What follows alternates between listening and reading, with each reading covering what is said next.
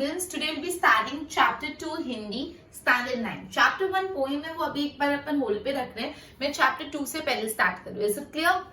ठीक है, चलो स्टार्ट करते हैं. Keep your textbook handy. अपन को टेक्स्ट बुक हाथ में रखनी है. मैं रीड करती जाऊंगी. Need to focus. ओके, ना एक्सप्लेन. डन. चलो लेट्स स्टार्ट. चैप्टर 2 न्याय मंत्री. पहले अपन इंट्रोडक्शन पार्ट भी पूरा पढ़ रहे हैं. सबसे पहले किसने लिखा है न्याय मंत्री जो चैप्टर है वो लिखा है श्री सुदर्शन ने. श्री सुदर्शन ने चैप्टर लिखा है. अब सुदर्शन जी का मूल वास्तव नाम बद्रीनाथ शर्मा था. तो ये जो सुदर्शन जी है उनका नाम, ओरिजिनल नाम क्या था? बद्रीनाथ शर्मा. तो 1 मार्क में पूछ सकते हैं कि जो सुदर्शन है उनके मूल नाम, ओरिजिनल नेम क्या था? बद्रीनाथ शर्मा. आपका जन्म 1896 ई पंजाब राज्य में सियालकोट नामक स्थान में हुआ था. उनका जन्म हुआ था 1896 में पंजाब में भी सियालकोट नाम की एक जगह पे उनका जन्म हुआ था. बचपन से अपनी कहानियों लिखने का प्रारंभ किया था. बचपन से उन्होंने स्टोरीज लिखना चालू कर दिया था. पुष्पलता, सुप्रभात, परिवर्तन, पनघट, नागीना आदि आपके सुप्रसिद्ध कहानी संग्रह है. तो ये जो सुदर्शन जी है, सुदर्शन जी हैं, उनके कहानी संग्रह मतलब उनका स्टोरीज का कलेक्शन. कहानी मतलब तो पता है, संग्रह मतलब कलेक्शन. तो उनके स्टोरीज में कलेक्शन में कौन कौन सी स्टोरीज है? जैसे पुष्पलता, सुप्रभात, परिवर्तन, पनघट, नगीना, ये सब. ओके, इस कहानी में अब बेसिकली ये चैप्टर में क्या ये स्टोरी कैसी है वो ध्यान रखना. इस कहानी में सम्राट अशोक सर्वश्रेष्ठ न्याय मंत्री की खोज में थे. जो सम्राट किंग अशोक थे उनको एक अच्छा सा न्याय मंत्री चाहिए था. न्याय मंत्री कौन होता है? वो मिनिस्टर जो सत्य और असत्य मतलब सही और गलत का निर्णय लेता है. निर्णय मतलब डिसीजन लेता है कि ये चीज सही है और ये चीज गलत. जो गलत करता है उसको दंड देने का काम किसका होता है? न्याय मंत्री. दंड मतलब पनिशमेंट, राइट. तो सम्राट अशोक को एक न्याय मंत्री चाहिए था, एक अच्छी न्याय मंत्री चाहिए थे. शिशुपाल से मुलाकात होने पर उनकी योग्यता देखकर उसे न्याय मंत्री बनाया. अब उनकी मुलाकात शिशुपाल से. शिशुपाल कौन थे, क्या था, वो अपन चैप्टर में पढ़ेंगे. शिशुपाल को देखते से उन्होंने बहुत योग्य लगे, बहुत काबिल लगे अशोक सम्राट को. तो उन्होंने उनको न्याय मंत्री बनाया. न्याय न राज्य देखता है न रंग. जो न्याय है मतलब अगर मैं बोली जस्टिस, न्याय का एग्जैक्ट इंग्लिश वर्ड क्या है? जस्टिस. सही और गलत के बीच का फैसला करना. क्या चीज गलत है, क्या चीज सही है, उसको बोलते हैं न्याय, जस्टिस देना. तो न्याय ये नहीं देखता राजा कौन है, रंग कौन है. रंग मतलब एकदम गरीब इंसान, राजा मतलब आपको पता है. तो न्याय सबके साथ होना चाहिए, वो राजा हो कि रंग, सबको इक्वल जस्टिस मिलना चाहिए. न्यायतंत्र पर विश्वास दिलाने के लिए यह प्रयास किया है. नई पीढ़ी के लिए एक प्रेरक कहानी द्वारा न्यायतंत्र की जिम्मेदारी का भी महत्व समझा है. चलो लेट्स स्टार्ट द चैप्टर. संध्या का समय था. संध्या मतलब शाम का टाइम था, एकदम सूरज ढल रहा था. संध्या का समय था. चारों ओर अंधकार फैल चुका था. सूरज ढल चुका था और चारों ओर क्या फैल चुका था? अंधकार, अंधेरा हो चुका था. ऐसे में किसी ने बाहर से घर का दरवाजा खटकाया. इस सिचुएशन में किसी ने बाहर से घर पे नॉक करा. समझ आई? कौन है? ब्राह्मण शिशुपाल ने थोड़ा सा दरवाजा खोलते हुए पूछा. अभी शिशुपाल एक ब्राह्मण थे, एक साधारण ब्राह्मण थे. उन्होंने हल्का सा दरवाजा खोला और पूछा कौन है? एक परदेसी. बाहर से आवाज है. इतने में बाहर से क्या आवाज है? एक परदेसी. परदेसी मतलब जो उनके देश का नहीं होता, परदेसी कहीं और से है. परदेसी, देश मतलब स्वदेशी मतलब क्या होता है? स्व, खुद के देश का. परदेसी मतलब दूसरे देश का, पता है? परदेसी. क्या मुझे रात काटने के लिए स्थान मिल जाएगा? तो किसी ने पूछा कि मुझे यहाँ पे आज की रात निकालनी है, तो क्या मैं यहाँ पे आज रात सो सकता हूँ? मुझे यहाँ पे स्थान मिल सकता है, जगह मिल सकती है. जैसे ही शिशुपाल ने पूरा दरवाजा खोला उनके सामने एक नव युवक खड़ा था. जैसे शिशुपाल ने पूरा दरवाजा ओपन किया तो कौन थे? एक नव युवक मतलब यूथ, एकदम यंग जनरेशन की जो यूथ होते हैं ना, युवा पीढ़ी, युवा, एक नए इंसान यूथ खड़ा था, नव युवक. उन्होंने मुस्कुराकर कहा, यह मेरा सौभाग्य है. अतिथि के चरणों में यह घर पवित्र हो जाएगा. आइए पधारिए. तो शिशुपाल ने एकदम अच्छे से बोला कि यह मेरा सौभाग्य. सौभाग्य मतलब मेरे लिए बहुत अच्छी बात है जब अतिथि के चरण, अतिथि मतलब क्या होता है? गेस्ट. गेस्ट के चरण जब हमारे घर में पड़ेंगे तो हमारा घर एकदम पवित्र हो जाएगा. पुराने जमाने में एक कहावत थी, अतिथि देवो भव. अतिथि देवो भव मतलब क्या होता है? गेस्ट जो होते हैं भगवान का स्वरूप होते हैं. अतिथि, अतिथि मतलब जो गेस्ट होता है. अब आपको पता है अतिथि तिथि मतलब क्या होता है, कोई डेट। अतिथि मतलब जो डेट नहीं हो, किसी भी समय आ जाए उसको अतिथि बोलते हैं, अतिथि, ठीक है। तो जो गेस्ट होते हैं वो देवो भव होते हैं, मतलब वो भगवान का स्वरूप होते हैं। पहले गेस्ट को मतलब अपने इंडियन कल्चर में जो गेस्ट होते हैं उनको बहुत ज्यादा इंपॉर्टेंट माना जाता है। तो जैसे ही नव युवक ने बोला कि मैं यहाँ रह सकता हूँ, तो जो शिशुपाल बहुत प्रसन्न हुए, बहुत खुश हुए, उन्होंने बोला हाँ आप हमारे यहाँ पे रह सकते हो, ठीक है। बिकॉज अगर गेस्ट उनके यहाँ पे अतिथि उनके यहाँ पे आ रहे तो उनका घर पवित्र हो जाएगा। अतिथि को लेकर शिशुपाल घर में आए और उनका आदर सत्कार किया। वो गेस्ट को लेके, अतिथि को लेके शिशुपाल घर के अंदर आके उनका आदर सत्कार, मतलब जो भी पानी दिया, बैठने की जगह दी, आदर सत्कार। आपको पता है कोई गेस्ट आते हैं आपके घर पे तब उनको हॉस्पिटैलिटी ट्रीटमेंट करते हैं ना, अच्छे से बिहेव करना, उनका रिस्पेक्ट करना, आदर करना, उनसे पूछना, सब चीजें, राइट। तो वैसे उन्होंने किया।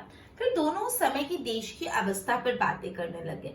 फिर दोनों क्या करने लगे कि देश दुनिया में क्या चल रहा है, बोलते ना करंट अफेयर्स के बारे में, देश की अवस्था के बारे में बातें करने लगे। शिशुपाल ने कहा आजकल बड़ा अन्याय हो रहा है, परंतु परदेसी इस बात से सहमत न था। शिशुपाल ने बोला अभी बहुत इनजस्टिस हो रहा है, बहुत अन्याय हो रहा है आजकल देश में। लेकिन जो वो नव युवक था, जो अतिथि था, वो सहमत नहीं था, वो इस बात से अग्री नहीं करता था। वह बोला दोष निकालना तो सुगम है, परंतु कुछ करके दिखाना कठिन है। तो बोला मिस्टेक्स निकालना तो बहुत इजी है कि भाई मिस्टेक निकाल दी, ये अच्छा नहीं हो रहा, वो अच्छा नहीं हो रहा, बट एक्चुअली जो करने की बात आती तो वो बहुत डिफिकल्ट हो जाता है। तो बोला है यहाँ पे कि दोष निकालना तो सुगम है, मतलब मिस्टेक्स निकालना इजी है, लेकिन कुछ करके दिखाना कठिन है। कठिन मतलब डिफिकल्ट है कुछ करके दिखाना। शिशुपाल बोले अवसर मिले तो दिखा दूंगा कि न्याय किसे कहते हैं। तो शिशुपाल ने जवाब में क्या बोला कि अगर मुझे एक पर एक अवसर मिल जाए, अवसर मतलब मौका, एक मौका अगर मिल जाए, एक अपॉर्चुनिटी अगर मिल जाए, तो मैं बता दूंगा न्याय किसे, जस्टिस किसे कहते हो, मैं बता दूंगा। तो आप अवसर चाहते हैं, तो जो अतिथि थे उन्होंने क्या पूछा था, आप एक मौका चाहते हैं, आप अपॉर्चुनिटी चाहते हैं? हाँ अवसर चाहता हूँ। तो शिशुपाल ने बोला हाँ मैं एक मौका, मैं एक अपॉर्चुनिटी चाहता हूँ। फिर कोई अन्याय नहीं होगा। तो बोला अच्छा अगर आपको अवसर मिल गया तो फिर कोई इनजस्टिस नहीं होगा ना, श्योर कोई अन्याय नहीं होगा? बिल्कुल नहीं। तो क्या बोला उसने, नहीं कोई अन्याय नहीं होगा, कोई अपराधी दंड से ना बचेगा। मतलब जो अतिथि थे उन्होंने पूछा फिर कोई भी अपराधी, कोई भी क्रिमिनल दंड से बच नहीं पाएगा, पनिशमेंट से बच नहीं पाएगा? तो शिशुपाल ने बोला नहीं। परदेसी ने मुस्कुराकर कहा यह बहुत कठिन काम है। तो परदेसी ने बोला जो आप बोल तो रहे हो कि मैं न्याय करूंगा, हर क्रिमिनल को मैं दंड दूंगा, लेकिन ये बहुत डिफिकल्ट काम है, बहुत कठिन काम है। ब्राह्मण के लिए कुछ भी कठिन नहीं। तो शिशुपाल ने बोला एक ब्राह्मण के लिए कोई भी चीज कठिन नहीं होती। मैं न्याय का डंका बजाकर दिखा दूंगा, मतलब मैं बता दूंगा जस्टिस किसको बोलते हैं, हर जगह जस्टिस होना चाहिए, मतलब कहीं भी इनजस्टिस, किसी के साथ अन्याय नहीं होने दूंगा। परदेसी धीरे से मुस्कुराया और पर कुछ ना बोले। फिर कुछ देर बाद बस सो गए। जो परदेसी थे हल्की सी स्माइल करके वो फिर सो गए। सुबह उठकर परदेसी ने शिशुपाल को धन्यवाद देकर उनसे विदा ली। नेक्स्ट डे जब मॉर्निंग में परदेसी उठे तो उन्होंने शिशुपाल को थैंक किया और वहां से चले गए। विदा ली मतलब चले गए। कुछ दिनों बाद शिशुपाल के घर कुछ सिपाही आए और उन्हें दरबार में चलने के लिए कहा। अब ये इंसिडेंट हुआ, मतलब शिशुपाल के घर पे एक परदेसी आया और परदेसी के से उनकी न्याय और अन्याय के बारे में बातचीत हुई। ये इवेंट की थोड़े टाइम बाद ही उनके घर में, शिशुपाल के घर में कुछ सिपाही आए, कुछ सैनिक आए, मिनिस्टर्स आए और बोला कि चलो आपको सम्राट ने बुलाया, मतलब किंग ने बुलाया। शिशुपाल सहम गए मतलब डर गए। शिशुपाल को डर लगा कि मुझे क्यों राजा ने बुलाया, मैं तो एक साधारण इंसान हूँ। वे समझ नहीं सके कि सम्राट ने उन्हें क्यों बुलाया। कहीं उस परदेसी ने तो सम्राट से झूठी सच्ची शिकायत नहीं कर दी। तो वो सोचने लगे वो जो परदेसी उस दिन मेरे यहाँ पे आए थे और मैंने उनको बोला था कि अपने राज्य में न्याय नहीं हो रहा, कहीं ये बात की चापलूसी उन्होंने राजा से तो नहीं कर दी और राजा मुझे अभी बुला रहे हैं कि क्या न्याय नहीं हो रहा, बता। समझा? दरबार में पहुंचकर शिशुपाल का कलेजा धड़कने लगा जब उन्होंने देखा कि परदेसी सम्राट अशोक खुद ही थे। अब जब राजा शिशुपाल पहुंचे दरबार में तो उनका कलेजा धड़कने लगा, मतलब दिल धड़क रहा था। उन्होंने क्या देखा, जो राजा थे, जो सम्राट थे, वो वही नव युवक थे जो उनके दरवाजे पे एक अतिथि बन के आए थे। जो उनके दरवाजे पे अतिथि बन के आए थे उस दिन और जिससे उनकी न्याय के मैटर में बात हुई थी, वो कौन थे? वो खुद राजा अशोक सम्राट थे। वो खुद सम्राट अशोक थे। वो राजा खुद उनके यहाँ पे गए थे और उनको तो वो पहचान नहीं पाए। सम्राट बोले, ब्राह्मण देवता, मैं आपको न्याय का अवसर देना चाहता हूँ, आप तैयार हैं? तो राजा ने क्या बोला, मैं आपको जस्टिस करने का मौका देना चाहता हूँ, क्या आप रेडी हैं? पहले तो शिशुपाल घबराए, फिर बोले, यदि सम्राट की यही इच्छा है तो मैं तैयार हूँ। पहले तो इनिशियली थोड़ा शिशुपाल डर गए कि ऐसे के समय हाँ बोलो, फिर क्या बोला, अगर राजा यही चाहते हैं तो मैं एग्री करता हूँ उस बात पे, ठीक है, यही मैं तैयार हूँ। बहुत ठीक, कल से आप न्याय मंत्री हुए। तो राजा ने शिशुपाल को क्या बना दिया, न्याय मंत्री, जो जस्टिस करता है, जो अपराधी को दंड देता है, जो जस्टिस करता है, जो न्याय देता है, वैसा मंत्री बना दिया, ठीक है। सही क्या है गलत क्या है उसका जो डिसीजंस लेते हैं, और अगर किसी ने कुछ गलत काम किया तो उसको क्या पनिशमेंट मिलनी चाहिए, वो न्याय मंत्री तय करता है। तो सम्राट अशोक ने शिशुपाल को क्या बना दिया, न्याय मंत्री बना दिया। सम्राट ने कहा और अपने हाथों से अंगूठी उठाकर शिशुपाल को पहना दी, और अपने हाथ में जो अंगूठी थी वो शिशुपाल को दे दी, अब से तो न्याय मंत्री हुए। यह सम्राट अशोक की राज्य मुद्रा थी। राज्य मुद्रा मतलब राजा की निशानी। तो बेसिकली उनके जो राज्य, उनकी जो स्टेट है, उनकी निशानी थी, और वो निशानी उन्होंने न्याय मंत्री को दे दी कि अब तेरे हाथ में मैं न्याय करने का जिम्मा सौंप रहा हूँ। ये एक जेस्चर था कि ये अब मैं मेरी अंगूठी दे रहा हूँ, मतलब राज्य मुद्रा दे रहा हूँ, मतलब राज्य की निशानी तेरे को दे रहा हूँ। अब तेरे पे बहुत बड़ी रिस्पॉन्सिबिलिटी है, तेरे को सही और गलत, न्याय और अन्याय के बीच में डिसीजन लेना भी तेरी रिस्पॉन्सिबिलिटी, समझा ना। अब शिशुपाल न्याय मंत्री थे, उन्होंने राज्य में समुचित व्यवस्था करना आरंभ कर दिया। उनके सुप्रबंध से राज्य में पूरी तरह शांति रहने लगी। अब जैसे न्याय मंत्री बने शिशुपाल, तो राज्य में पूरी तरह शांति रहती थी, कभी कोई चोरी डकैती नहीं होती थी, किसी को डर नहीं रहता था, बहुत जस्टिस होने लगा, किसी को किसी प्रकार का भय नहीं था, किसी को भी कोई बात का डर नहीं था।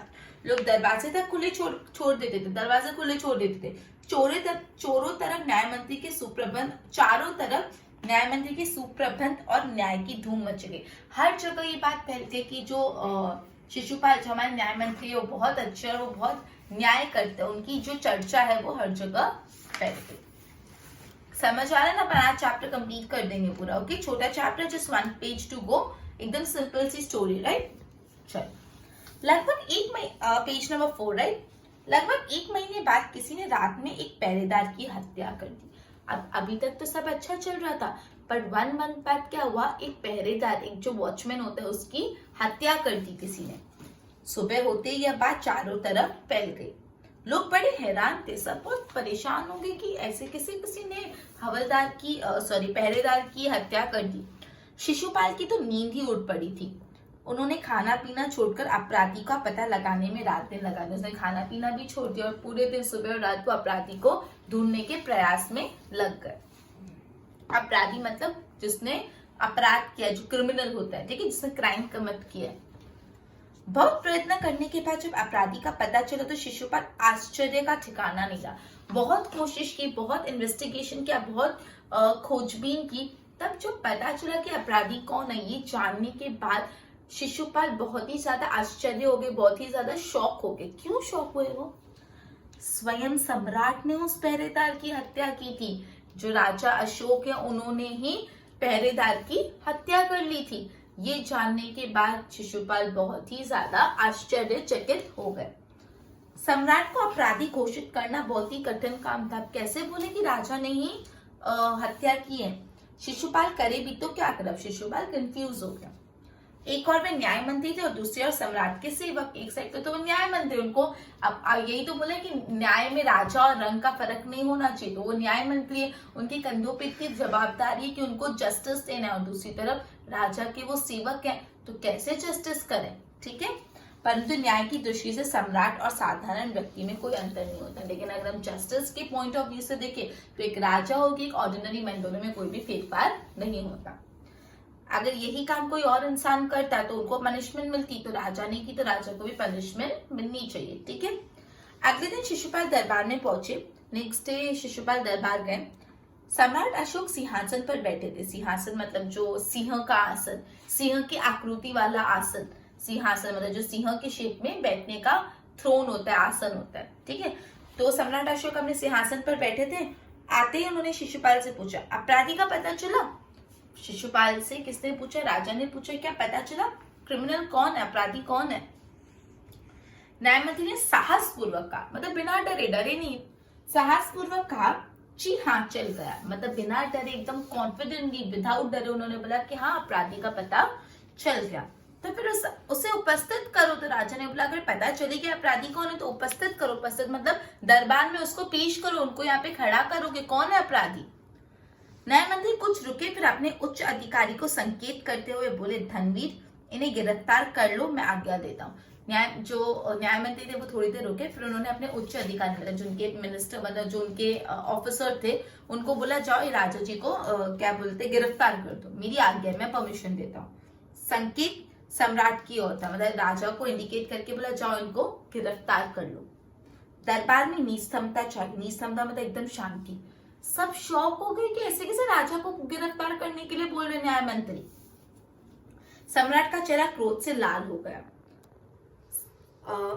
वे सिंहासन से खड़े होकर बोले इतना साहस। वो एकदम गुस्से होकर बोले तेरे में इतनी हिम्मत आ गई, इतना साहस। न्याय मंत्री ने ऐसे भाव प्रकट किए जैसे कुछ सुना ही नहीं हुआ। न्याय मंत्री के उस टाइम रिएक्शन क्या थे, सुन के अनसुना कर दिया कि उनको कुछ फर्क ही नहीं पड़ रहा उनकी बोली से। उन्होंने अपने शब्द को फिर दोहराया, धनवीर देखते क्या हो, अपराधी को गिरफ्तार करो। उन्होंने इनफैक्ट रिस्पॉन्ड तो नहीं किया, वापस अपने ऑफिसर को बोला मैंने बोला ना गिरफ्तार करो अपराधी को, तो जाओ गिरफ्तार करो। दूसरे क्षण में सम्राट के हाथों में हथकड़ी पड़ गई और इसी टाइम में दूसरे नेक्स्ट सेकंड में सम्राट के हाथों में क्या पड़ गई, हथकड़ी पड़ गई। न्याय मंत्री ने कहा अशोक तुम पर पहरेदार की हत्या का आरोप लगाया जाता है, तुम उसका क्या उत्तर देते हो। सम्राट होठ काट कर रह गए, मतलब उन्होंने बोला, न्याय मंत्री ने बोला कि अशोक, डायरेक्ट क्या बोला, अशोक तुम पर पहरेदार की हत्या का आरोप लगाया जाता है, तुम पे इल्जाम है कि तुमने वॉचमैन जो पहरेदार की हत्या की, तो इसके लिए आप अपने डिफेंस में क्या बोलना चाहते हो। सम्राट होठ काट कर रह गए, होठ काट कर रह गए मतलब आश्चर्य में पड़ गए कि ये क्या कर रहा है न्याय मंत्री। न्याय मंत्री ने फिर पूछा तो तुम अपराध स्वीकार करते हो, तो तुम अपना क्राइम एक्सेप्ट कर रहे हो। हाँ मैंने उसे मारा अवश्य, पर उदंड था। बोला कि हाँ मैंने ही उसे मारा है, लेकिन वो उदंड था, अविवेकी था। अविवेकी मतलब सही इंसान नहीं था, इसलिए मैंने उसको मार दिया, राजा जी ने बोला। ठीक है, सम्राट का उत्तर था वह उदंड था या नहीं, तुमने एक राज कर्मचारी की हत्या की। तो न्याय मंत्री ने वो भले उदंड भी हो, मतलब वो भले अविवेकी भी हो, भले खराब इंसान भी हो, तुमने एक राज कर्मचारी मतलब राजा के जो दरबारी होते, राज कर्मचारी, राजा के जो एम्प्लॉइज होते, राजा के जो ऑफिसर्स होते, उसकी हत्या की, तो तुम अपराधी हो। भले वो उद्यम था, भले वो अविवेकी था, लेकिन तुमने एक राज कर्मचारी, राजा के यहाँ पे काम करने वाले लोगों में से किसी की हत्या की, तो तुम दंड के पात्र हो। ये गलत है, ये अपराध है, तुम्हें मृत्यु दंड दिया जाता है। क्या सुना दिया, मृत्यु दंड, कि डायरेक्ट मार देंगे। न्याय मंत्री ने निर्णय दिया, सभा में सन्नाटा छा गया, सब चुप हो गए। न्याय मंत्री का निर्णय सुन सम्राट ने सिर झुका लिया, वे तो स्वयं शिशुपाल की परीक्षा में सफल हो गए। सम्राट का हृदय ऐसे व्यक्ति को पाकर गदगद हो चुका था। अब ये सुन के राजा सर झुका के कर रहे होंगे कि हाँ मुझे मृत्यु दंड दे दो, बिकॉज राजा बहुत खुश थे, बिकॉज राजा को एक फाइनली एक सच्चा न्याय मंत्री बना, उनका दिल गदगद हो गया था कि जस्टिस करने वाला, कि जो सम्राट, जो मैं अशोक, मतलब मैं इतने बड़े राजा हूँ, राजा में भी, राजा ने भी अगर कोई अपराध किया और वो उनको भी अगर मृत्यु दंड दे रहा है तो वो हमेशा न्याय के रास्ते पर ही चलेगा। राजा बहुत खुश हुए, और जो उनकी परीक्षा थी, एक्चुअली ये उन्होंने प्लान किया था शिशुपाल को टेस्ट करने का, क्या शिशुपाल न्याय करने में काबिल है, और वो टेस्ट में सफल हो गए। तभी न्याय मंत्री का संकेत पाकर एक कर्मचारी सम्राट अशोक की सोने की मूर्ति लेकर उपस्थित हुआ। उस टाइम में कर्मचारी जो राजा सम्राट अशोक है, उनकी सोने की मूर्ति लेकर आया। न्याय मंत्री ने खड़े होकर कहा सज्जनों, ये सच है कि मैं न्याय मंत्री हूँ, ये ट्रू है कि मैं न्याय मंत्री हूँ, और यह भी सच है कि अपराधी को दंड मिलना चाहिए, और ये भी सच बात है कि जो भी क्रिमिनल होता है उसको पनिशमेंट मिलनी चाहिए। परंतु अपराधी और कोई नहीं, स्वयं सम्राट है। लेकिन जो क्रिमिनल इस केस में कौन है, सम्राट, अशोक सम्राट है। शास्त्र में राजा को ईश्वर का रूप माना जाता है। जो शास्त्र है, अपने जो बुक्स हैं, जो हिंदू धर्म की बुक्स है, उसमें लिखा गया है कि जो राजा होता है वो कौन है, ईश्वर का स्वरूप, राजा भगवान का स्वरूप होता है। इसलिए उन्हें ईश्वर ही दंड दे सकता है, इसलिए उनको दंड कौन देंगे, भगवान ही देंगे। मैं कोई नहीं होता राजा जी को दंड देने वाला, बिकॉज राजा तो ईश्वर का स्वरूप होते हैं। आते हुए मैं आज्ञा देता हूँ कि सम्राट को चेतावनी देकर छोड़ दिया जाए और उनके स्थान पर सोने की मूर्ति को फांसी पर लटका दिया जाए, जिससे लोगों को शिक्षा मिले।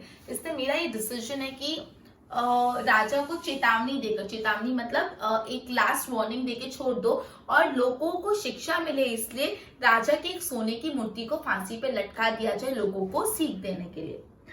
न्यायमंत्री का न्याय सुनकर लोग जय जय कर उठे, जय जयकार कर दो। न्यायमंत्री का जस्टिस सुन के लोग बहुत उनकी जय जयकार कर चुके उठे। जब सब लोग चले गए तो शिशुपाल ने राजमुद्रा अशोक सम्राट के सामने रख दी और बोले, महाराज ये राजमुद्रा वापस लेना, मुझसे यह बोझ नहीं उठाया जाएगा।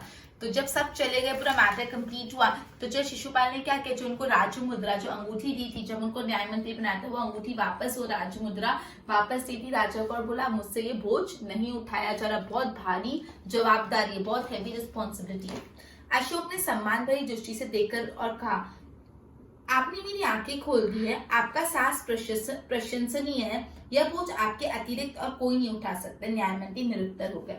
तो राजा ने क्या बोला, आपने मेरी आंखें खोल दी, आज आपने मेरी आंखें खोल दी है, मैं आपका साहस प्रशंसनीय, आपकी जो साहस, आप जितने ब्रेव हो वो प्रशंसा के काबिल है, यह बोझ आपके अतिरिक्त और कोई नहीं उठा सकता। आप बोल रहे कि आप ये बोझ नहीं उठा सकते, बट सच्चाई है कि आपके सिवा ये कोई बोझ और उठा ही नहीं सकता। और न्यायमंत्री कैसे हो गए, निरुत्तर हो गए, मतलब न्यायमंत्री के बाद कहने को कोई भी जवाब नहीं था। ठीक है, तो इसी तरह अपना चैप्टर कंप्लीट होता है। एक बार फटाफट सम अप कर देती हूँ चैप्टर को। तो उससे पहले याद रखना, चैप्टर का नाम है न्याय मंत्री और इस चैप्टर की जो ऑथर है वो श्री सुदर्शन है, जिनका ओरिजिनल नेम था बद्रीनाथ शर्मा। ओके, तो बेसिकली ये चैप्टर में स्टार्टिंग ऐसे होती है कि जो शिशुपाल एक ब्राह्मण होते हैं, उनके घर पे एक परदेसी आता है, परदेसी आके वहां पे रात गुजारता है। रात गुजारने के टाइम उनकी बातचीत में ऐसा शिशुपाल बोलते हैं कि राज्य में बहुत अन्याय हो रहा है, तो परदेसी उससे समर्थन नहीं देता और बोलता कि बोलने बहुत बड़ी इजी होता है लेकिन एक्चुअली करना बहुत टफ होता है। तो शिशुपाल ने बोला, नहीं, अगर मुझे कभी भी मौका मिले तो मैं सबको दिखा दूंगा कि न्याय किसको बोलते हैं।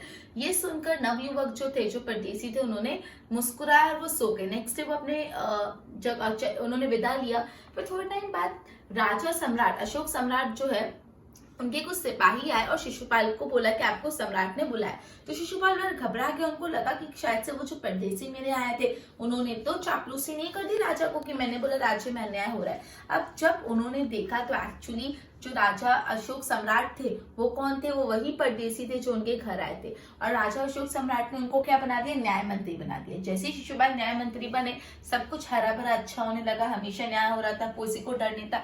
बट एक ही महीने बाद किसी ने एक जो पहरेदार है उसकी हत्या कर दी। सब बहुत शौक हो गए, इनफैक्ट जो शिशुपाल थे वो भी ढूंढने लगे कि किसने हत्या की। और जब पता चला तो शिशुपाल बहुत आश्चर्यचकित हो गए, क्योंकि उनकी हत्या किसने की थी, खुद राजा अशोक सम्राट ने। अब शिशुपाल बहुत कंफ्यूज होकर करें क्या, एक तरफ राजा और दूसरी तरफ न्याय। न्याय में तो न्याय का तो रूल यही है कि वो राजा हो कि रंग, सबको न्याय मिलना चाहिए, मतलब अगर गलत राजा ने भी किया तो राजा को भी दंड मिलना चाहिए। तो उन्होंने डिसाइड किया, दरबार में वो गए और बोला कि राजा ने ही ये किया तो उनको मृत्युदंड मिलना चाहिए। सब बहुत शौक हो गए, बट जो अशोक सम्राट थे वो, उनका दिल गदगद हो गया। उनको पता चल गया कि हाँ, फाइनली मुझे एक न्याय मंत्री एकदम अच्छा, सच्चा और एकदम सही न्याय मंत्री मिल गया। और फिर एक्चुअली शिशुपाल ने कहा कि ये भगवान राजा ईश्वर का स्वरूप होता है और इनको दंड देना किसके ऊपर सौंप देते, ईश्वर के ऊपर। इनको एक चेतावनी देके छोड़ देते और उनके बदले उनकी जो सोने की मूर्ति है उसको फांसी पे लटका देते, जिससे लोगों को सबक मिले।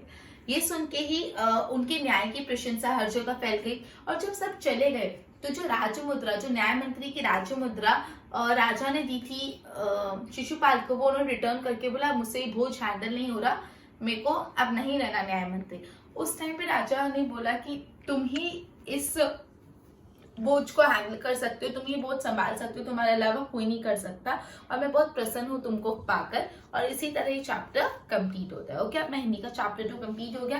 थर्ड चैप्टर रीडिंग करना। Good bye everyone.